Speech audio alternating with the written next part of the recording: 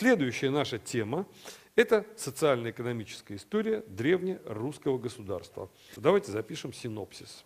Свидетельства источников о древнерусском государстве, хозяйство и общественный строй восточных славян в VIII-IX веках, роль торговли, путь, в кавычках, из варяг в греки. А кто знает географически, как пролегал путь из варяг в греки? Совершенно верно, по Днепру. Это один путь из варяг в греки. Но был еще один путь из варяг в греки. Как вы думаете, этот путь, как? Было два пути. Один вот такой прямой, а другой искривленный.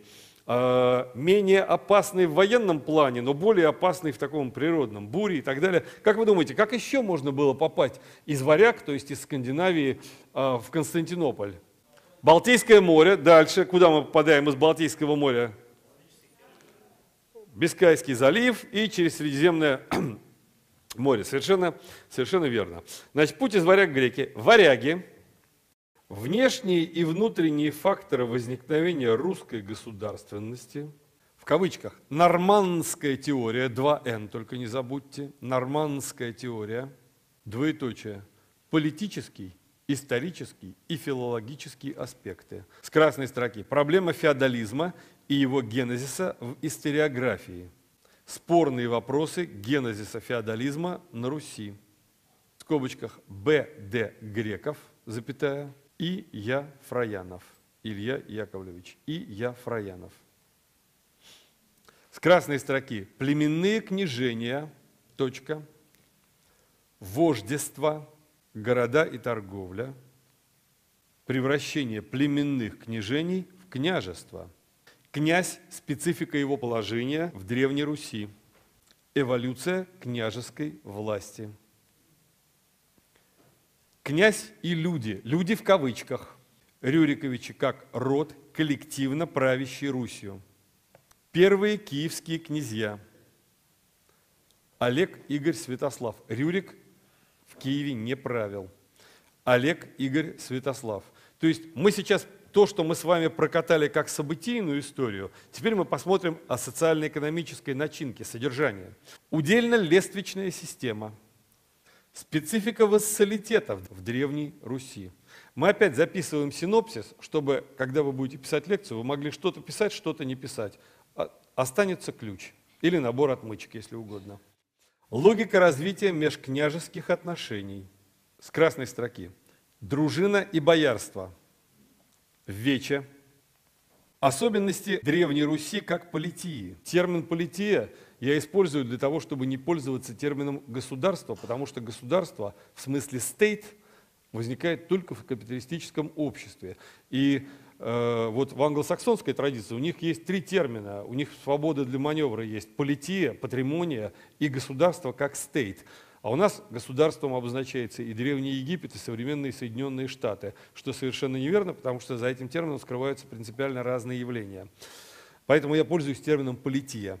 В скобочках. Была ли Древняя Русь, в кавычках, монархическим государством? Монархическое государство в кавычках. С красной строки.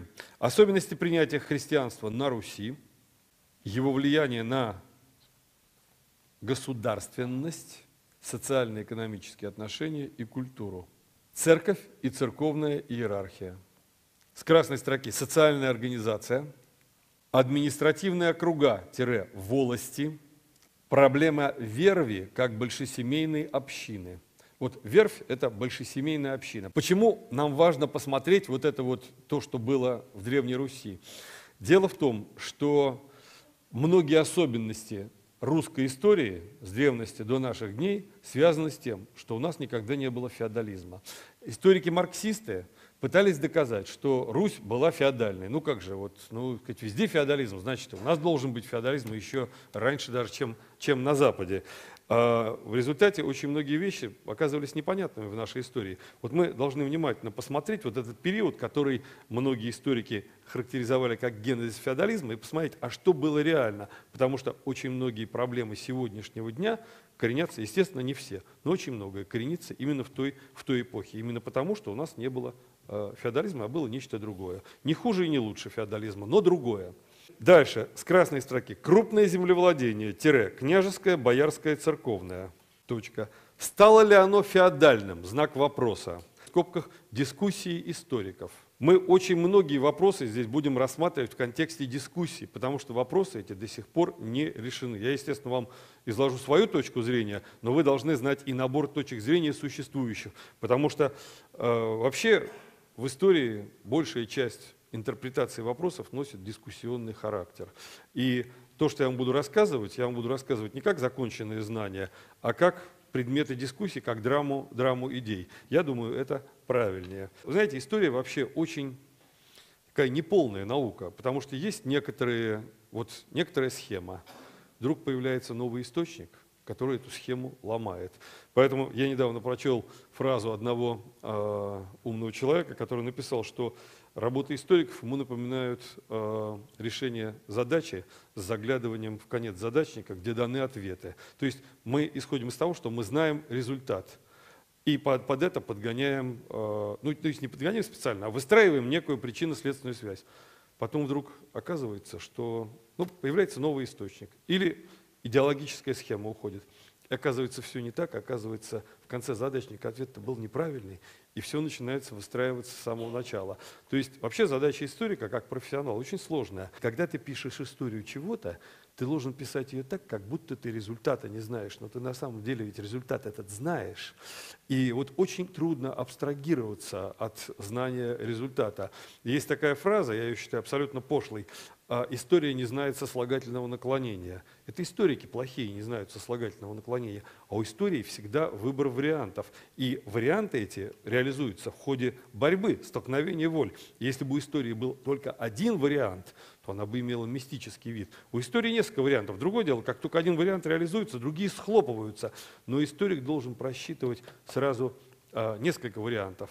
В этом сложность истории как науки, и в этом в плане история не совсем наука, это отчасти наука, отчасти искусство, потому что есть вещи в истории, которые рационально не просчитаешь, нужно все время учитывать. Появится источник, который твою схему полностью сломает. Или будет другая идеологема, и уже вот тебе никакого феодализма и совершенно другие трактовки. Поэтому я подчеркиваю, что тот курс, который я вам читаю, я буду постоянно давать вам разные точки зрения, естественно, фиксируя свою, но у вас есть возможность выбора. Значит, основные источники богатства господствующих групп Древней Руси, они были принципиально иными, чем на Западе. Не земля, а движимое имущество, то есть торговля, дань, кормление, налог и рента. Старые и новые князья, старые и новые в кавычках, старые и новые князья. С красной строки. Сельское население Древней Руси, его основные группы. Двоеточие. Смерды, челядь, холопы, рядовичи, закупы. Формы их эксплуатации. Категорий было больше сельского населения, нам хватит 5, более чем. В кавычках. Черные земли. Значительная роль поздневарварских и рабских социальных отношений и форм в Древней Руси, медленный темп их изживания. С красной строки социальные конфликты, восстания 1024, 1068, 1072 и 1113 годов, княжеские усобицы 977-980, 1015-1019, 1073-1078, 1097, 1157-1169. То есть мы даем здесь два типа конфликтов. Низы против верхов и внутри верхов. С красной строки, в кавычках, «русская правда», в скобочках, «правда Ярослава» и «правда Ярославичей». Она из двух хронологических частей. Одна при Ярославе была составлена, а другая при его потомках. Устав Владимира II, то есть Мономаха. Расцвет Древней Руси в середине XI века. Древняя Русь в системе международных отношений. Киев и степь. Степь с большой буквы в данном случае. Киев и степь, в скобочках. Хазары, печенеги, половцы. Киевская Русь и Ромейская империя. Отношения Руси со странами Северной и Западной Европы. С красной строки. Рост крупного землевладения. Точка. Развитие городских волостей. Внешние торгово-экономические изменения второй половины XI, первой половины XII века как факторы расцвета русских земель и распада Древней Руси. То есть, обратите внимание, распад Древней Руси был обусловлен расцветом экономическим русских земель. То есть политический упадок был вызван экономическим ростом. И последнее в этом у нас плане с красной строки – особенности общественного развития Древней Руси по сравнению с современной ей Западной Европой. Значит, вот это схема нашей лекции. Во многих научных работах и учебниках, изданных в советское время, да и сейчас тоже, термин «феодализм» использовался для характеристики огромного исторического периода с X по XIX век. При этом серьезные историки оговаривались, что у русского феодализма были свои особенности, что он развивался не вглубь, а вширь, то есть он не проникал глубоко. А интересно, кстати, то же самое говорили про капитализм. Капитализм в России развивается не вглубь, а вширь. Но возникает вопрос, а что же вот это за глубь, по которой все развивается вширь, а вот ее не затрагивает? Значит, есть нечто, что не является ни феодальным, ни капиталистическим. И вот это нечто оказывалось вне фокуса исследователей, потому что они исходили из схемы феодализм-капитализм. Значит, давайте прежде всего разберемся, что такое феодализм. Научный термин «феодализм» появился в 1823 году. Его ввел французский историк Гизо на основе изучения средневековой Франции. Вот это отметьте себе, пожалуйста, что термин «феодализм» был обобщением истории средневековой Франции, а потом под него стало подверстываться все остальное. То есть не только Русь и Восточная Европа, но даже многое, что существовало в Западной Европе, например, в Скандинавии, в Италии, в Англии, это очень-очень отличается от исходной модели. Что традиционно считается характеристиками феодализма? Вот что считал Гизо. Запишите, пожалуйста. Нам эта схема понадобится, потому что марксистское дополнение в эту схему, оно очень небольшое, связано с социально-экономическими вещами. Значит, первое. Владение землей является привилегией людей, несущих военную, иногда гражданскую службу. То есть права на землю обусловлены выполнением определенных обязанностей. Второе. Тот, кому принадлежит земля, обладает и властью. И, наконец, третье. Землевладельцы-феодалы образуют не только привилегированные, но и иерархически организованные сословия. В скобочках напишите «индивидуальный вассалитет», потому что на Руси вассалитет был генеалогическим, с вытекающими отсюда очень серьезными последствиями. Мы чуть позже, я вам об этом скажу. В скобочках «индивидуальный вассалитет», то есть, помните правило, вассал моего вассала не мой вассал. Слово «феодализм» происходит от латинского «feudum», то есть земля, которую рыцарь получал в качестве вознаграждения за службу. Обычно конную и выполняемую не менее 40 дней. К этому нужно добавить, что право феодала на землю, обязательно это отметьте, сопряжено с правом на личность непосредственного производителя. В Европе, когда феодализм начинался, господствовал принцип «nul senior sans homme» – «нет сеньора без человека». То есть, если у тебя нет зависимых людей, то есть ты тогда не сеньор, а так погулять вышел. А вот в конце Средневековья господствовал уже другой принцип – «nul terre sans senior» – «нет земли без человека». И это означает, что эволюция феодализма – это очень важный момент, который тоже совершенно не работает на Руси. Эволюция феодализма в Западной Европе была от отношений к крепостным, к сервам, с постепенным их освобождением, а главное – это отношения по земле, поземельные отношения. Одним из первых это понятие феодализма стал модифицировать Маркс. Если для Гизо и французских историков понятие феодализм было политическим, то для Маркса понятие феодализм стало социально-экономическим, а феодализм он стал называть формацией. При этом Маркс ограничивал феодализм Западной Европой. Ну а его последователи, особенно в Советском Союзе, они феодализм превратили в общую формацию для всех народов между рабовладением и капитализмом. Везде возник феодализм. Сделано это было вот почему. Поскольку феодализм преодолевался по схеме буржуазной революции, а за буржуазной революцией приходила пролетарская, то надо было бы обязательно, чтобы был феодализм, тогда можно было обосновать политически многие вещи. Теперь давайте посмотрим, что реально было на Руси в 8-9 веках. Значит, прежде всего, сейчас мы ни о каком феодализме не говорим, мы будем потом смотреть, вот эта модель, она подходит под феодализм или нет. Значит, прежде всего, давайте зафиксируем такую вещь. Племенное княжение. Это перевод с английского языка термина chiefdom. Знаете, как королевство будет по-английски? Kingdom. Есть еще один термин – chiefdom. Chief – это вождь, племенное княжение или вождество. Это то, что предшествует вот королевству. Обратите внимание, вождество – это ни в коем случае не раннеклассовое и не раннефеодальное общество. Это поздневарварское общество, когда уже есть неравенство, но нет антагонистических классов. Во главе племенного княжения стоял вождь, окруженный лучшими людьми, или, как на Руси говорили, нарочитыми мужами. Знаете, такой был термин, он с легкой руки Моргана и Энгельса получил распространение «военная демократия» или «первобытная демократия». Ну, Морган сформулировал эту идею, изучая индейцев, причем не наиболее развитые их племена. На самом деле, уже позднее варварское общество, не было никакой военной демократии. Там была жесткая иерархия кланов. Единственное, чего не было классового антагонизма. Основной формой эксплуатации в вождествах была дань, регулярные поборы, дань.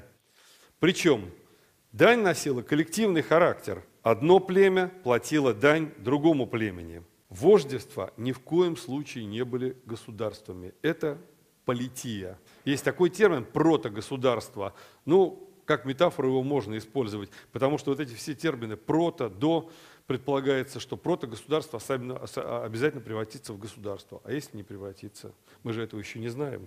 Между вождествами вот на территории Древней Руси шла очень такая активная борьба, и борьба эта велась за очень простую вещь. Торговый путь из варяг в греки. Племенные княжения постепенно превращались в княжества. Каждое племенное княжение в рамках Киевской Руси разделялось на административные округа, городские и сельские общины. Такие общины назывались вервями.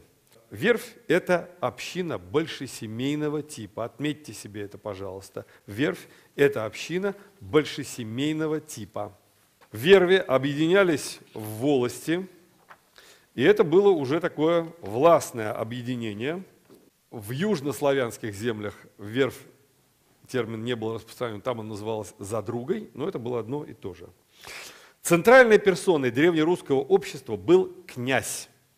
Князь – это слово общеславянское, и, скорее всего, происходит оно от древнегерманского «конунг», то есть вождь, владыка рода.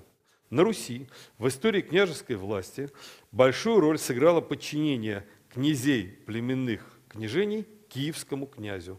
Так сложилось исторически. И к концу X века сложилась Древняя Русь, то есть союз союзов племен. Отметьте себе, пожалуйста, что древнерусская полития – это союз союзов племен.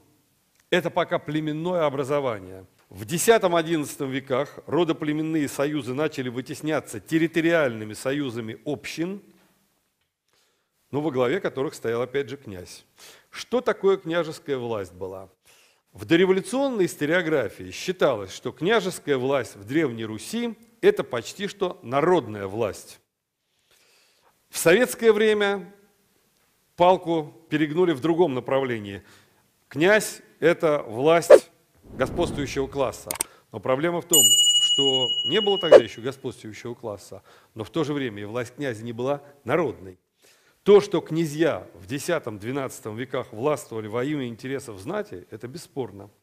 Но они правили и на благо народа. То есть княжеская власть постепенно эволюционировала от большего представления народного интереса ко все меньшему по мере развития неравенства.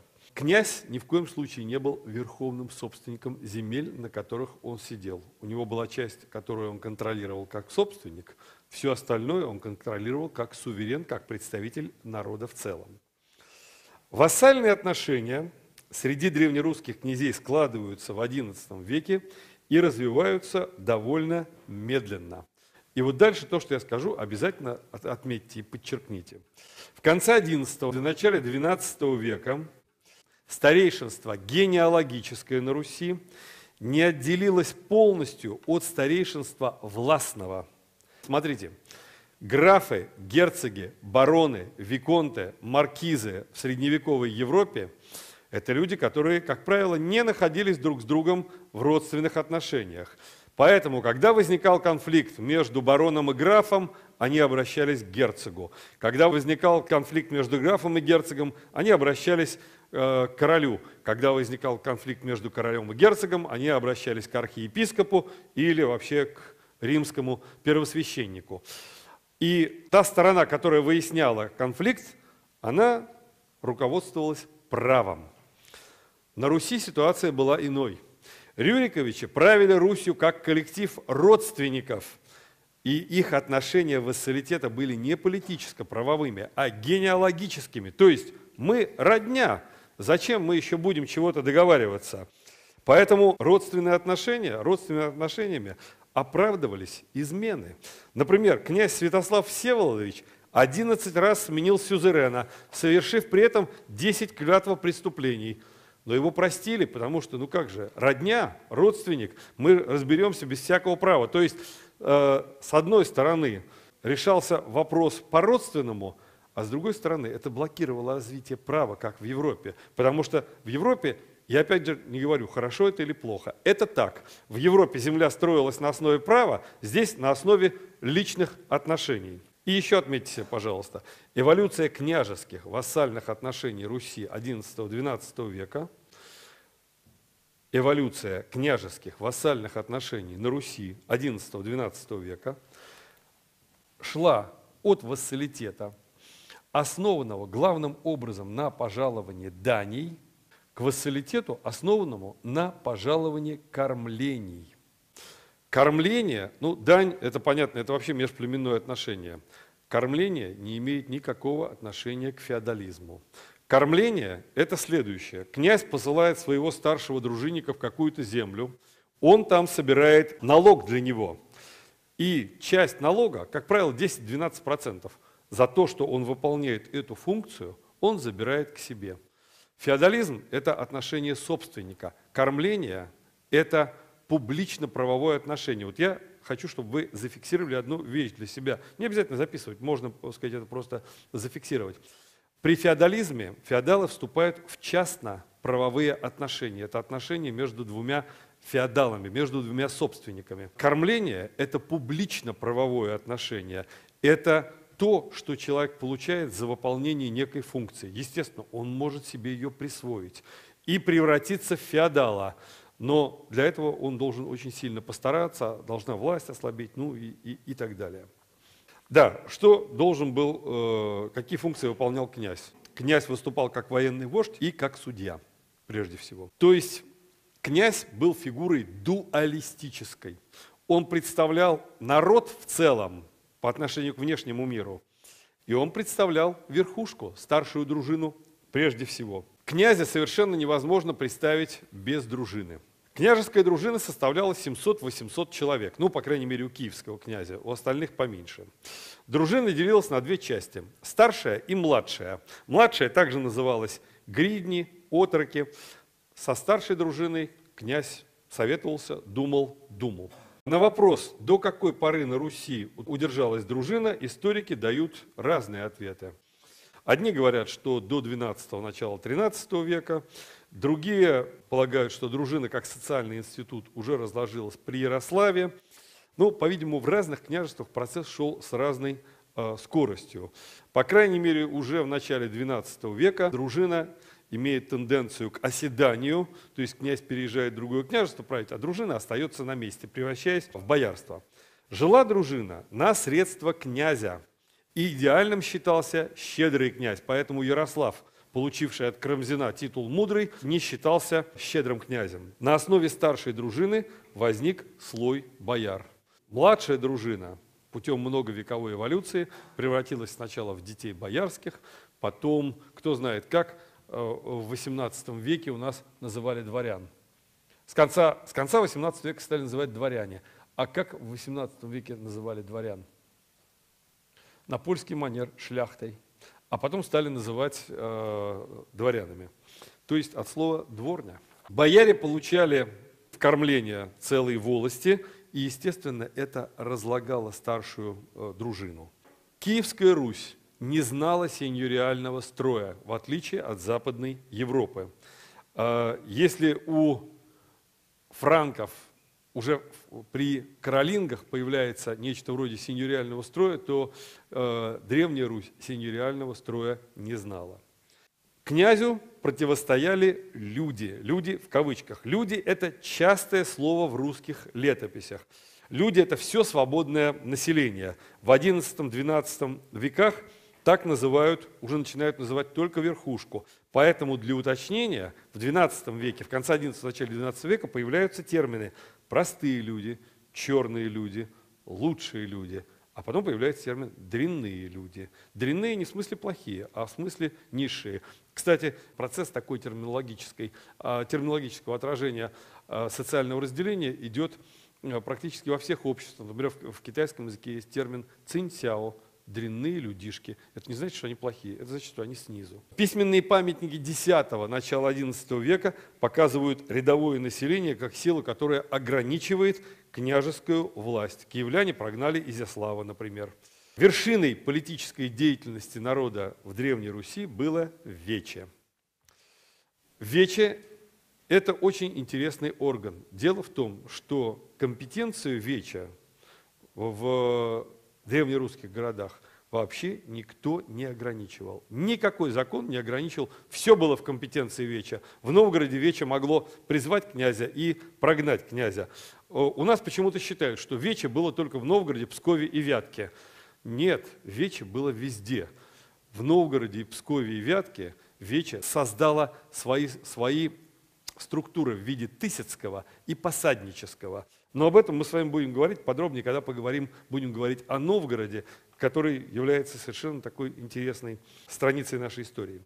Как показывает вся история Древней Руси, наиболее серьезные вопросы князь решал, советуясь с людьми, которые пришли на Вече. Когда я говорю, что Вече было выражением народной власти, не надо думать, что народ все решал. Естественно, решали на Вече люди, так сказать, кричали за или против. Но вопросы готовила, естественно, представители старшей дружины, князя, но они там не были полноценными хозяевами. Вече могло выступить против князя, то есть Вече это было такой зоной перетягивания каната, борьбы между боярами, князем и населением в лице наиболее богатых его представителей. Вече вообще не прекращало своей деятельности, и непосредственно его руководителями были князь и бояре. Когда Вече прекратила свою деятельность? В конце XIII – начало XIV века. Более того, как только пришла Орда, термин «вечевик» или «вечник» стал символом термина «бунтовщик». Дело в том, что у князя даже во Владимирской Руси, не только в киевскую эпоху, но и в Владимирской, ни у одного русского князя не было такой массы насилия, чтобы поставить свой народ на колени. Такая масса насилия появилась только, когда пришла Орда. И можно было ордынскую рать, например, там, Дюдиневу или Неврюеву, которая могла помочь князю справиться со своим населением. Вот тогда-то Вече и ушло, в конце XIII – начале XIV века. Народ и войско. Поразительная вещь. В Киеве даже Робичич, сын свободного и рабыни, имел право на ношение оружия, ношение меча. То есть в Древней Руси народ был вооружен. И это было обусловлено очень простой причиной. Ни один князь, даже имея дружину в 800 человек, не смог бы справиться с половцами, хазарами или печенегами. Нужна была поддержка городской общины, то есть вооруженного народа. И мы с вами в прошлый раз уже говорили, помните, мы с вами обсуждали вопрос, почему герои русских былин простые люди, богатыри, а герои западноевропейского эпоса – это герцоги, короли, графы. Вот это как раз причина, необходимость большого массива вооруженных людей для противостояния кочевому фронтиру, она работала на демократизацию русского общества. Русские города были очень похожи на древнегреческие полисы. Это были ни в коем случае не города феодального типа. Русские историки XIX века об этом писали очень много. историки советские об этом, естественно, писать прекратили, потому что раз на Руси феодализм, значит и город должен быть феодального типа. И вот эта вся линия, которая роднит города волости XI-XII века с древнегреческими городами, она совершенно ушла. Еще один момент. Была ли Древняя Русь единым государством? Ни в коем случае. Она не была вообще государством в строгом смысле этого слова. Вот что писал об этом наш замечательный историк Сергей Платонов, дореволюционный историк. Политическое устройство Киевского княжества было неустойчиво. Составленное из многих племенных и городских миров, это княжество не могло сложиться в единое государство в нашем смысле слова и распалось. Поэтому точнее всего будет определить Киевскую Русь как совокупность многих княжений, объединенных одной династией, единством религии, племени, языка и народного самосознания. Это самосознание достоверно существовало. С его высоты народ осуждал свое политическое неустройство, осуждал князей за то, что они несли землю розно, то есть распрями, и убеждал их быть в единстве ради единой земли русской.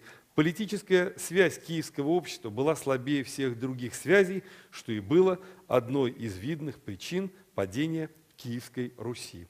И здесь Киевской Руси не помогло даже христианство. Вот давайте посмотрим теперь на церковь. Вместе с христианством на Русь начали проникать новые политические понятия и явления культуры. Духовенство нередко выступало миротворцем в междоусобицах. Организация русской церкви возглавлялась митрополитом Киевским, который и был митрополитом всея Руси. Из числа около 20 митрополитов Домонгольской Руси только 2 были русскими, остальные были болгарами или греками.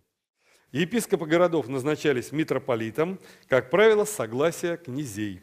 При Владимире I на Руси было учреждено 8 епархий, в канун монгольского нашествия их стало 15. И своего рода школой русских епископов был Киево-Печерский монастырь. При епископах состоял целый штат чиновников. Церкви была предоставлена широкая юрисдикция над всеми христианами. То есть что входило в церковную юрисдикцию? Дела семейные, святость христианских символов храмов, покушение на женскую честь и прочие обиды, дела о вероотступничестве. Вот всем этим занималась церковь. В широком смысле. В более узком смысле под непосредственное попечение церкви была поставлена выделившаяся из христианского общества группа церковных или богодельных людей. Кто туда входил? Духовенство черное и белое, из мирян служители церкви с семьями, странники и вообще бесприютные люди.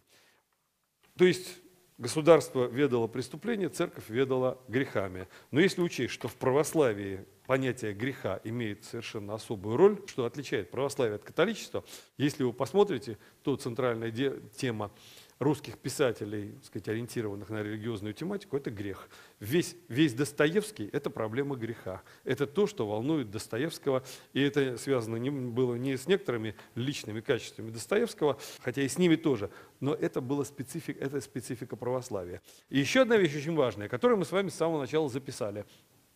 То, что Русь приняла богослужение не на греческом и не на латинском языке. Как вы думаете, это имело в большей степени положительные следствия или отрицательные? То, что мы приняли богослужение не на латыни и не на греческом, а на славянском, то есть на своем родном языке.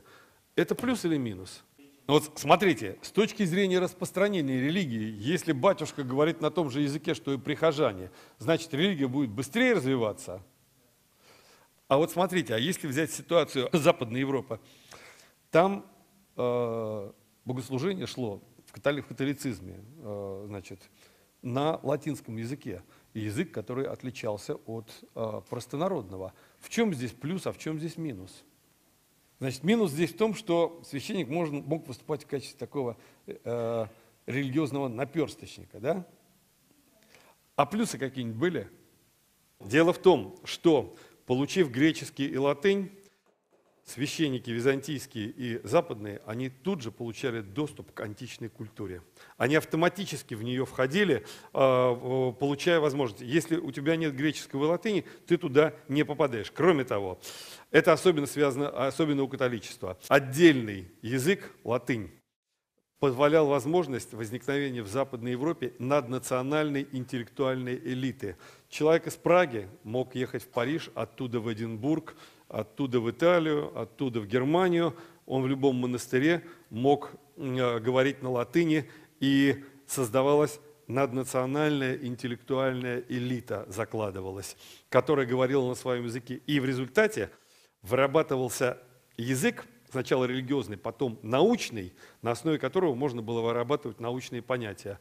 У нас же, в результате, поскольку у нас был богослужение на славянском языке, у нас все научные понятия мы с 18 века заимствуем из западных языков, из латыни, из немецкого, из французского и так далее, и так далее. То есть, как говорят наши большие друзья англосаксы, every acquisition is a loss and every loss is an acquisition. Каждая потеря есть приобретение, и каждое приобретение есть потеря. Как писал наш эмигрант Федотов, вот это наличие особого языка, латыни, оно создало то культурное и интеллектуальное напряжение, которое необходимо для реального развития культуры. И обратите внимание, весь католицизм, который, безусловно, с точки зрения православия выступает как ересь, это откол, они откололись от ортодоксии, православная церковь, но вот это наличие интеллектуального субстрата в католицизме привело к тому, что там было очень много интеллектуальных теологических споров. Схоластика, реализм, номинализм. Православие интеллектуальных споров практически не знает. Проблема жития святых, и больше себе ни в чем не отказывай. Но католицизм оказался, вот эта схема, она оказалась чревата возникновением протестантизма, как такой иудаизированной формы христианства, и дальнейшего отклонения от исходной модели. То есть здесь есть свои плюсы и свои минусы. Давайте теперь посмотрим на крупное землевладение и хозяйство. В 30-е и 50-е годы в советской историографии сформировалась такая картина жизни Древней Руси, в основе которой лежал принцип скрыто. Не только СССР самая передовая страна, но и предшественники СССР на территории России тоже самые передовые. Поэтому генезис феодализма в русских землях отнесен был в VI век. Это в Европе в VII-VIII веке. Мы передовые люди, и у нас уже в VI веке был генезис феодализма. И поэтому все крупные формы землевладения, будь то светская или церковная, у нас трактовались как феодальная.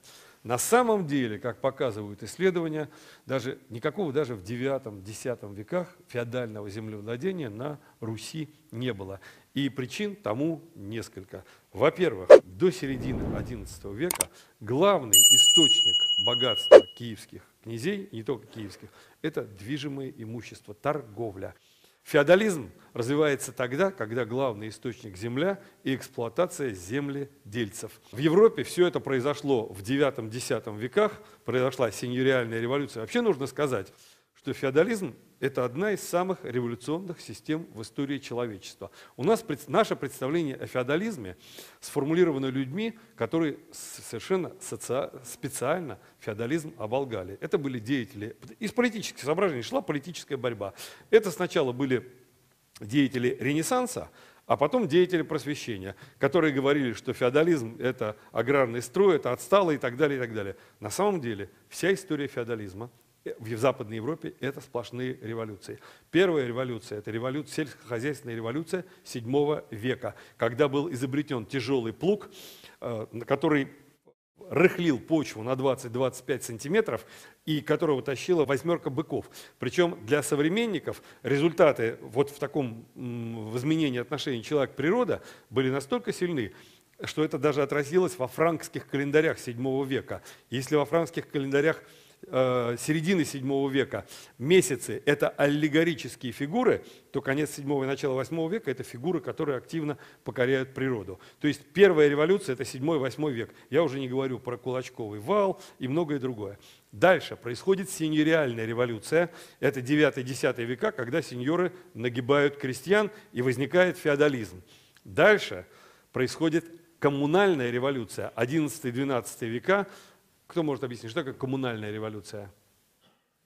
Городская революция. Возникает свободный город, город мастеров. XI-XII века. И, наконец, в XI-XIII веках в Европе происходит первая промышленная революция. За 200 лет монахи-цистерцианцы, цистерцианского ордена, они усеивают всю Европу мельницами. Что такое мельница? Это обретение мощнейшего энергетического потенциала, которого раньше не было. И вот когда я начинал учиться в школе, у нас было два значения слова «фабрика» по-английски. Причем factory было вторым, которое сейчас первым. А первое значение было mill, мельница. Мельницы вообще играли огромную культурную роль в Европе. Например, молодые люди, как правило, назначали до середины XIV века свидания на мельницах. С середины XIV века, когда началась черная смерть, и когда началась, так сказать, такая чернуха культуры, когда культура стала в Европе чернушная, как вы думаете, где стали очень часто назначать молодые люди свидания девушкам? На кладбищах, совершенно верно, на кладбищах. Вот. Но до середины XIV века Средневековье – это светлая эпоха. До конца XIII века, согласно христианским, католическим доктринам, можно примирить веру и разум. А вот с начала XIV века пошел другой процесс, когда стал тормозиться технический прогресс во всех сферах, кроме военной, и действительно наступило темное средневековье, жуткое совершенно. Ну, наилучшая иллюстрация в кино, я всем рекомендую посмотреть этот фильм, кто не смотрел, это фильм Пола Верховена «Плоть и кровь». Кто смотрел? Это тот самый Пол Верховен, который сделал фильм «Основной инстинкт». Но лучший его фильм «Плоть и кровь». Это Европа, 1500 год. Совершенно фантастическим сюжетом. Главную роль исполняет Рутгер Хауэр, он там наемник. Там очень хорошо показана вот вся брутальность позднесредневековой жизни, которая ничего не имеет общего с миром 11, 12, 13 веков. В мире 11, 12, 13 веков не было инквизиции, не было процессов над ведьмами, которые выкосили женскую популяцию Европы так, что результаты европейцы расхлебывают по сегодняшний день. Так вот, на Руси в 11-12 веках было огромное количество земли. И чтобы князю получить землю, не надо было превращаться в феодала и отнимать землю у общины. Он просто нарезал себе земли свободной сколько хочешь. Кроме того, князь и бояре знали, что поскольку земли много, ну вот я, например, живу в районе Смоленска, но я наеду на общину. Если у них не получится дать мне сдачи, так они соберутся все, уйдут в Окско-Волжское междуречье, вот сюда, где мы сейчас живем, и будут все прекрасно жить в лесу, и я их из леса не достану. А вот надо мне будет против кочевников выйти, я и выйду со своей сопливой дружиной там, из 200 человек и проиграю. То есть это был постоянный ограничитель развития отношений по феодальному типу. То есть три ограничителя были. Движимое имущество как основной источник, большое количество земли и наличие кочевого фронтира. Правда, вот это движимое имущество в качестве основного источника богатства, оно стало исчезать с середины XI века, потому что произошли важные вещи. Турки-сельджуки появились в Малой Азии, и путь из варяг греки начал ломаться. То есть нужно было искать внутренние источники. И поэтому люди, которые жили в XI веке, они очень четко разделили князей XI века на старых и новых. Старые князья добрые, а новые, они не очень добрые, потому что начинают давить свое население. И население ответило восстаниями, прежде всего городскими. В середине XI века это всплеск городских восстаний. Это ответ на то, что князья попытались взять внутри общества то, что они раньше брали извне. Но тем не менее, поскольку земли было много, этот процесс шел очень медленно. И в результате, к тому моменту, когда пришла Орда, Русь не была сложившимся классовым обществом. Она была еще очень мягким, ее можно было модифицировать. Собственно, что и произошло. Сам по себе факт наличия крупного землевладения еще не говорит о том, что это землевладение феодальное. Чтобы оно стало феодальным, на нем должны сидеть зависимые от князя или от боярина люди, и эта форма должна быть доминирующей. Зависимые люди во второй половине XI века появились, но форма эта не была доминирующей. Давайте посмотрим, какие были социальные категории в Древней Руси. Основную массу населения Киевской Руси составляли смерды. Самая ранняя информация о смердах датируется 1006 годом. Впервые там историки находят термин «смерды». По мнению одних историков, смерды – это лично свободные люди, которые платили дань. Другие считают, что это полузависимая группа. Третьи говорят, что это свободный человек, который был обложен данью и потерял свободу. По-видимому, смерды, как социальная категория, формировались из разных социальных источников, нескольких. И смерть отличался от холопа тем, что он имел семью и имущество, и в случае чего он платил штраф. То есть это, в общем, человек, который исходно был свободный, но постепенно свободу свою утрачивал. Еще одна группа населения – это полностью зависимое население. Называлась она челядью. Не путать с челядью более позднего времени, когда челядью называли любую прислугу. В Древней Руси челядин – это почти раб. Это, как правило, бывшие военнопленные. Человека взяли в плен из другого княжества, и он становится зависимым. К началу XII века на Руси оформляется еще один социальный персонаж. Назывался он Закуп. Закуп.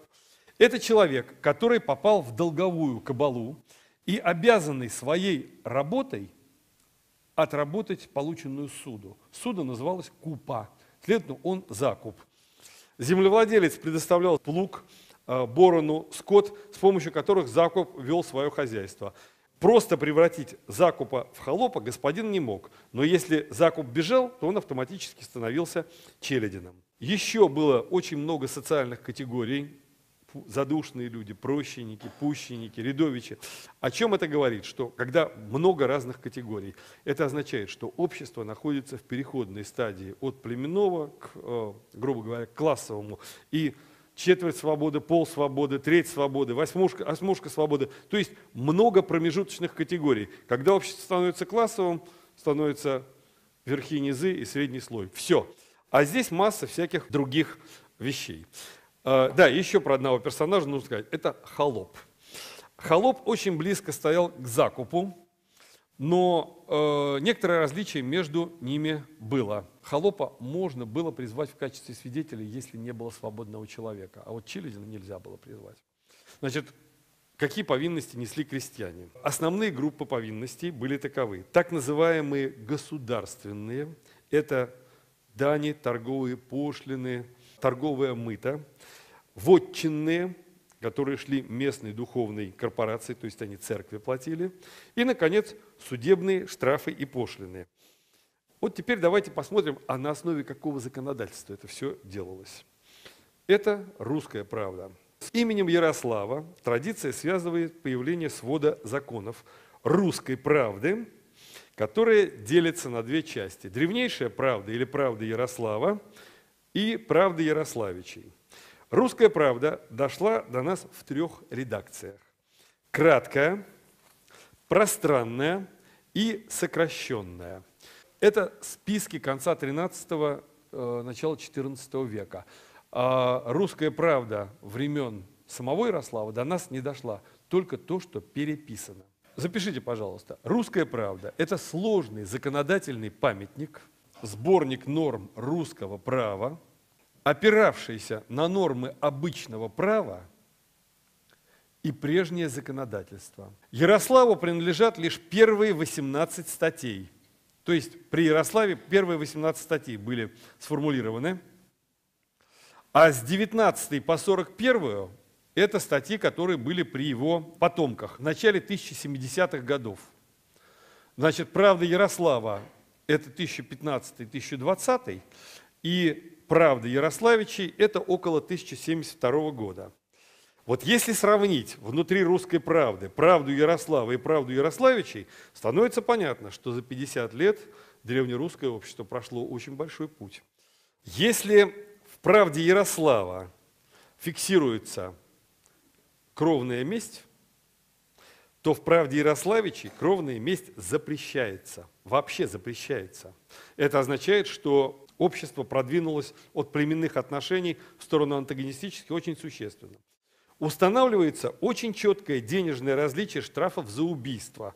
То есть, если ты убил старшего дружинника, платишь 80 гривен, а свободного 40, убил смерда 5 гривен, можешь повторить. Что такое гривна? Это фунт серебра. Это фунт серебра. Были еще такая денежная единица – куны. Гривна-кун – это такой продолговатый серебряный слиток, ходивший в качестве денежного знака до XIV века. Но главные деньги, которые мы находим в киевскую эпоху, как вы думаете, это чья монета, какой страны? Какая страна была экономической столицей Старого Света с 9 по 13 век? Это была экономическая столица Старого Света. Багдад, с портом Басра, откуда плавал Ас-Синдбад морской, то есть Синдбад мореход. Багдад. И монеты там были дирхемы и динары. И вот эти арабские, багдадские монеты, их находят очень много в археологических источниках, а с конца 13 века их начинают вытеснять ордынские монеты. Так вот, в «Правде Ярослава» говорится о гривнах. Много говорится об организации и устройстве вотчины. И у «Русской правды» три основных источника. Первое – законодательные постановления русских князей, судебные приговоры князей по частным случаям. И третье – законодательные проекты духовенства, принятые князьями. Очень важно, что согласно «Русской правде» имущество человека ценится дороже самого человека. Имущество человека ценится дороже его здоровья. За имущество и денежный капитал человек по «Русской правде» отвечает своей не только свободой, но и жизнью. По этому поводу Ключевский писал: «Русская правда есть по преимуществу законодательство о капитале». Но он имеет в виду денежный капитал. Очень подробно говорится о взимании долгов. То есть «Русская правда» – это законодательство торгового города. Это законодательство торгового города. Ну и последний вопрос, который нам осталось с вами рассмотреть, это причины упадка Киевской Руси. Значит, в целом их довольно точно сформулировал Ключевский. И упадок связан с теми же причинами, которые обусловили расцвет Киевской Руси. Значит, первое, запишите, пожалуйста. В упадок с середины XI века стала приходить внешняя торговля, основа богатства киевских князей. Произошло это по двум причинам. Половцы стали очень активно засорять, как говорили тогда, торговые пути. Приазовская Русь рухнула, то есть половцы стали фактором опасности для торговли. Вот здесь, в Приазовской Руси. А из-за появления турок-сельджуков в Малой Азии, это второй фактор, евразийские торговые пути стали смещаться. Кроме того, Византия стала слабеть, и торговля стала смещаться по другим направлениям. Это такой внешнеторговый фактор, который отметил Ключевский. Второе. По мере ослабления внешних источников богатства князья начали прибегать к поиску внутренних источников и, естественно, опираться при этом активно на боярство, которое стало усиливаться. И оно решило, что а зачем мне перемещаться вместе с князьями по…